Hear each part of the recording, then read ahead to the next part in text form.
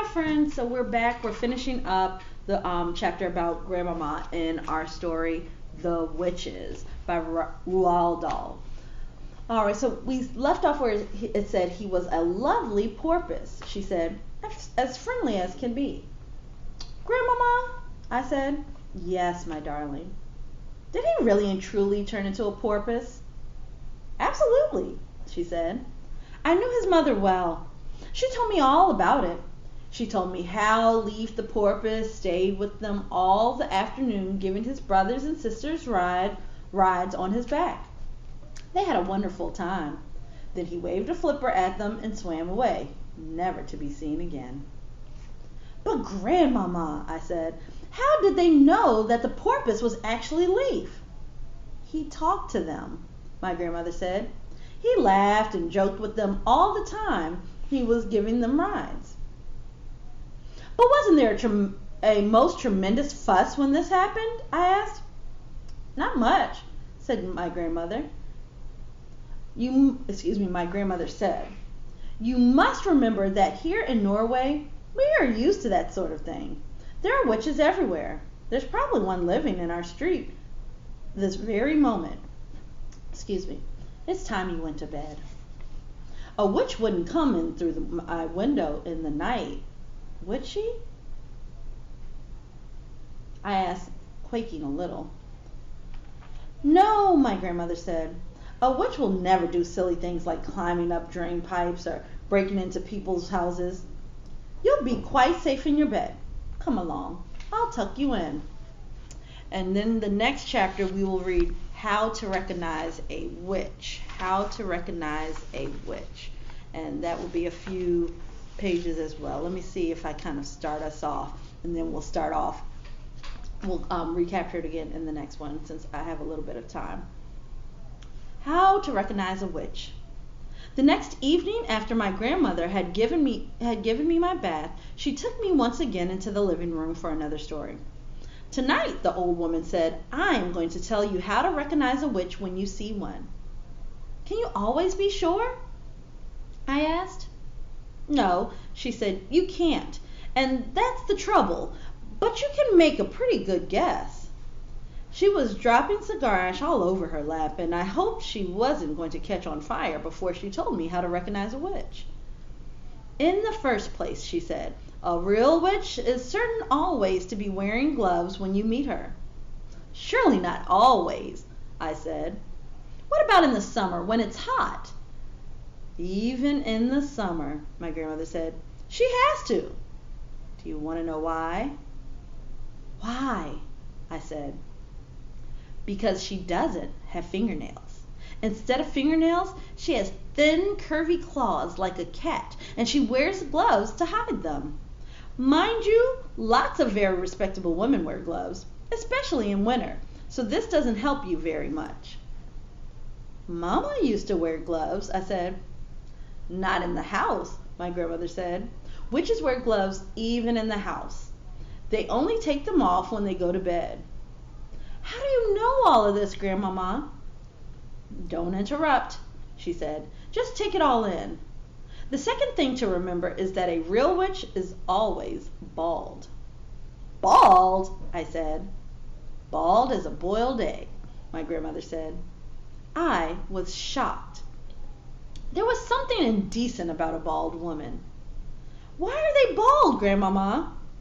Don't ask me why, she snapped. But you can take it from me that not a single hair grows on a witch's head. Okay, I'm looking good right now, huh? All right. How horrid. Disgusting, my grandmother said. If she's bald, she'll be easy to spot, I said. Not at all, my grandmother said. A real witch always wears a wig to hide her baldness. She wears a first-class wig, and it is almost impossible to tell a really first-class wig from ordinary hair unless you give it a pull to see if it comes off. Then that's what I'll have to do, I said. Don't be foolish, my grandmother said. You can't go around pulling at the hair of every lady you meet, even if she is wearing gloves. Just you try it and see what happens. So that doesn't help much either, I said. None of these things is any good on its own, my grandmother said. It's only when you put them all together that they begin to make a little sense. Mind you, my grandmother went on, these wigs do cause a rather serious problem for witches. What problem, Grandmama? They make the scalp itch most terribly, she said. You see, when an actress wears a wig, or if you and I were to wear a wig, we would be putting it on over our own hair. But a witch has to put it straight onto her naked scalp, and the underneath of a wig is very rough and scratchy. It sets up a frightful itch on the bald skin. It causes nasty sores on the head. Wig rash, the witches call it, and it doesn't half itch. What other things must I look for to recognize a witch? I asked. Look for the nose holes, my grandmother said. Witches have slightly larger nose holes than ordinary people. The rim of each nose hole is pink and curvy, like the rim of a certain kind of seashell. Why do they have such big nose holes? I asked. For smelling with, my grandmother said. A real witch has the most amazing powers of smell. She can actually smell out a child who is standing on the other side of the street on a pitch black night. She couldn't smell me, I said. I've just had a bath. Oh, yes, she could, my grandmother said. The cleaner you happen to be, the more smelly you are to a witch. That can't be true, I said. An absolutely clean child gives off the most ghastly stench to a witch, my grandmother said. The dirtier you are, the less you smell. But that doesn't make any sense, Grandmama. Oh, yes, it does, my grandmother said. It isn't the dirt that the witch is smelling, it is you. The smell that drives a witch mad actually comes right out of your own skin. It comes oozing out of your skin in waves, and these waves, stink waves, the witches call them, go floating through the air and hit the witch right smack in her nostrils. They send her reeling. Now wait a minute, Grandmama.